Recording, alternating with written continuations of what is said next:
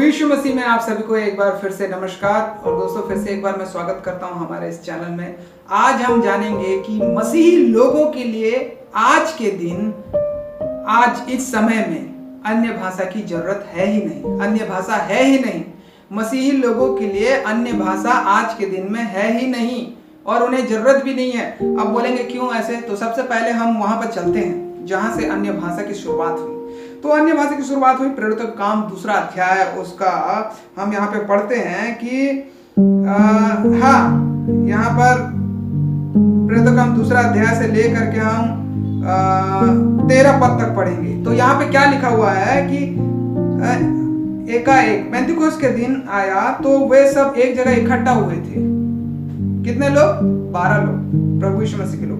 एकाएक आकाश से बड़ी आंधी की सी फटी सनसनाहट का शब्द हुआ और उसके सारा घर जहां वो बैठे थे गूंज गया और उन्हें आग की सी जीभें फटती हुई दिखाई दी और उनमें से हर एक के ऊपर 8 ठहरी पवित्र आत्मा आ गया। वे सब पवित्र आत्मा से भर गए और जिस प्रकार से आत्मा ने उन्हें बोलने की सामर्थ्य दी, वे अन्य अन्य भाषा बोलने लगे।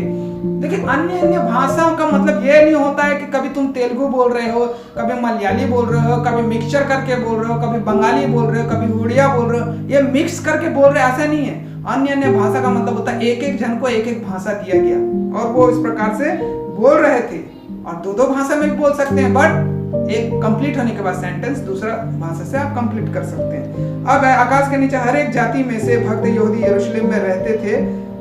जब यह शब्द हुआ तो भीड़ लग गई और लोग घबरा गए, क्योंकि हर एक को यही सुनाई दे रहा था कि ये तो मेरी अपनी भाषा है, ये मेरी मातृभाषा है, ये तो मेरी भाषा है। मैं कैसे इन लोग बोल रहे हैं? वे सब चकित और अचंभित होकर कहने लगे, देखो ये जो बोल रहे हैं ये तो गलीली है, ये हमारी भाषा कैसे जानते हैं? तो फिर क्यों हम में से हर एक अपनी अपनी जन्मभूमि की भाषा सुनता है? और जो पार्थी और मेदी, देखिए कितने भाषा बोल रहे थे, याद रखिए यहाँ पे कम से कम 17 भाषा थे। तो यहाँ कौन कौन सा भाषा था? अब मैं बता रहा हूँ, क्योंकि आजकल जो भाषा बोल रहे हैं ना, सरक हबल अबल सबला, इसमें कोई भाषा है ही नहीं। जब दुनिया के लोग ही इसको नहीं पढ़ पा रहे हैं, सर्च नहीं कर पा रहे हैं या उसका ट्रांसलेशन नहीं कर पा रहे हैं, तो ये भ्रम की आत्मा है। भ्रम उनके दिमाग को पूरा भ्रम में डाल दे रहा है, जो कि शैतान के वश में है। अब देखिए यहाँ पर लिखा हुआ है जो पार्थी भाषा, आप देख लो क्या होता है, कैसे होता है, कैसे बोलते हैं उसको।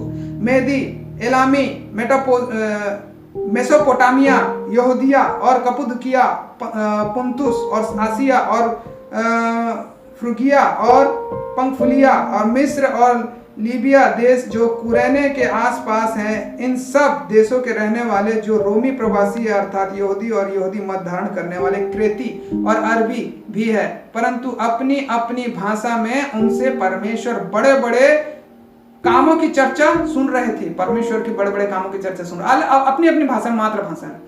ये देखिए, ये कोई स्वर्ग से उतरी हुई भाषा नहीं थी, पहली बात, ठीक है। दूसरी बात, और वे सब चकित हुए और घबरा गए और एक दूसरे से कहने लगे क्या हो रहा है? परंतु दूसरों ने ठट्टा करके मजाक करके कहा कि वे सुबह सुबह ही मदिरा के नशा में हैं, क्योंकि उनको कुछ समझ में ही नहीं आ रहा था। लेकिन कुछ लोग जो थे जिनकी भाषा थी वो उनको समझ में आ रहा था। अब ये बात है कि भाषा उनको क्यों दिया गया था? सुसमाचार सुनाने के लिए उतना समय गूगल ट्रांसलेशन नहीं था, उतना समय प्रिंटिंग प्रेस नहीं था। आज भाषा की हमें क्यों जरूरत नहीं है? बाइबल जो है हर प्रकार की भाषा में, हर प्रकार की लिखित में, हर प्रकार की ऑडियो में, हर प्रकार की वीडियो में, हर प्रकार की भाषा में प्रचलित है, प्रिंटेड है, बना बुनाया है, हर जगह हर देश में आपको मिलेगा, ठीक है। आज टेक्नोलॉजी जो है 21वीं सदी जो है बहुत आगे है। आप किसी से भी किसी की भाषा में भी बात कर सकते हैं और इंटरनेशनल लैंग्वेज हिंदी तो है ये है और ये इंग्लिश भी है। तो आज ट्रांसलेशन की जरूरत नहीं। पहले ट्रांसलेशन के लिए परमेश्वर ने उनको भाषा दिया, याद रखें। और पहले बाइबल नहीं था, पहले भविष्यवाणियां होती थी, पवित्र आत्मा उतरता था। ये भी हम बाद में बात करेंगे इस सब्जेक्ट के बारे में। भविष्यवाणी, पवित्र आत्मा जो है वो क्यों दिया जाता था, क्या कारण था। तो उतना समय ये बाइबल नहीं था। वो सिर्फ जिसके अंदर आत्मा घुसता था वही ऐसा प्रचार करता था, वही बताता था, वही सिखाता था। और बोला भी जा रहा है कि अगर तुम अन्य भाषा में बोल भी रहे हो, यहाँ पे हम कुरिन्थियों उसका 14 अध्याय में भी यहाँ पे हम पढ़ सकते हैं, क्योंकि जब तक आप पूरी रीति से नहीं देखेंगे, कुरिन्थियों 14 अध्याय यहाँ पर बोलता है कि इसलिए यदि मैं अन्य भाषा में प्रार्थना करूं तो मेरी आत्मा प्रार्थना करती है परंतु मेरी बुद्धि काम नहीं देती। ठीक है, अतः क्या करना चाहिए? मैं आत्मा से भी प्रार्थना करूंगा और बुद्धि से भी प्रार्थना करूंगा, प्रार्थना और आत्मा में भी गाऊंगा और बुद्धि से भी गाऊंगा। यानी कि यहाँ पे 1000 भाषा बोलने से एक भाषा जरूरी है। देखिए बोल रहा है, तू यहाँ पे बोल रहा है कि हाँ, यहाँ पे परंतु कलीसिया में अन्य भाषा में 10,000 बातें कहने से यह मुझे और भी अच्छा जान पड़ता है कि दूसरों को सिखाने के लिए बुद्धि के 5 ही बातें कहूं। और बोल रहा है यहाँ पे, अगर जगत में कितने ही प्रकार की भाषाएं क्यों ना हो परंतु उनमें से कोई भी बिना अर्थ का नहीं होगी। अगर तुम उसका अर्थ नहीं निकाल पा रहे तो वो भाषा नहीं है, वो जस्ट एक भ्रम है। याद रखो, यहाँ पे पूरा पहला कुरिन्थियों उसका 14 में लिखा हुआ है। और क्या बोल रहा है यहाँ पर? यहाँ पे बहुत सारी बातें बोल रहा है कि अगर अन्य जातियों में ये पता चलता है ना तो हमारा वो क्या करते हैं। देखिए, इसलिए यदि मैं किसी भाषा का अर्थ ना समझूं तो बोलने वाले की दृष्टि में परदेशी ठहरूंगा और बोलने वाले मेरी दृष्टि में परदेशी ठहरेंगे। और इसलिए तुम भी जब आत्मिक वरदानों की धुन में हो तो ऐसा प्रयत्न करो कि तुम्हारे वरदानों की उन्नति के लिए कलीसिया की उन्नति हो। अरे वरदान किस लिए मिलते हैं? वरदान का क्या काम होता है? अगर आपको भाषा मिला है, समझ जाइए आप चले गए आदिवासी जगह में और वो उस आदिवासी जंगल में चले गए सुसमाचार सुनाने, लेकिन उनका भाषा नहीं आता है, तब पवित्र आत्मा आपकी मदद करेगा, तब उसके आपके अंदर जो है उनकी भाषा जो है आएगी और आप प्रचार करोगे। वो सारे खड़ा लबा लबा बोल देने से उन लोग उद्धार नहीं पा जाएंगे, उनकी मातृभाषा होनी चाहिए। तो आज हमें अन्य भाषा की कोई जरूरत नहीं है, सब भाषा सीखा जा रहा है, सब टेक्नोलॉजी बढ़ गया है, ट्रांसलेशन बढ़ रहा है, सभी प्रकार की बाइबिल मतलब सभी प्रकार की भाषाओं में बाइबिल आपको वहां पे अवेलेबल हो जाती है आज इस दुनिया में। तो उतना समय ट्रांसलेशन के लिए, सुसमाचार सुनाने के लिए दिया गया था। वो एक कोई प्रचलन नहीं है कि अन्य भाषा रेगुलर होते रहेगा।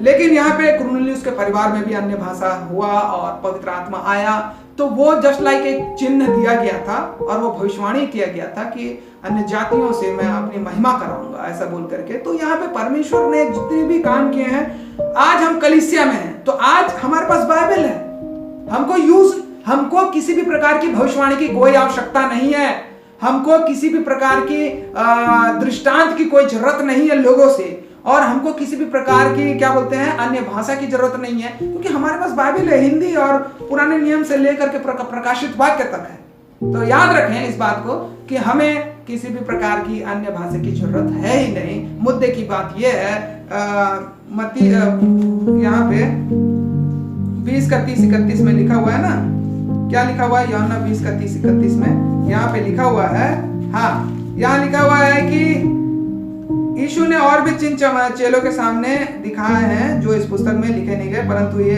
इसलिए लिखे गए हैं कि तुम विश्वास करो कि यीशु ही परमेश्वर का पुत्र मसीह है और विश्वास करने के लिए उसके नाम से जीवन पाओ। बस यही काम है हमारा, और कुछ काम नहीं है। तो ये अन्य भाषा वाला जो खेल है ना, जो भ्रम है ना, इसको खत्म कर डालो, क्योंकि ये शैतान जो है आपकी बुद्धि को भ्रष्ट कर रहा है ना। अन्य भाषा की कोई जरूरत नहीं है ना।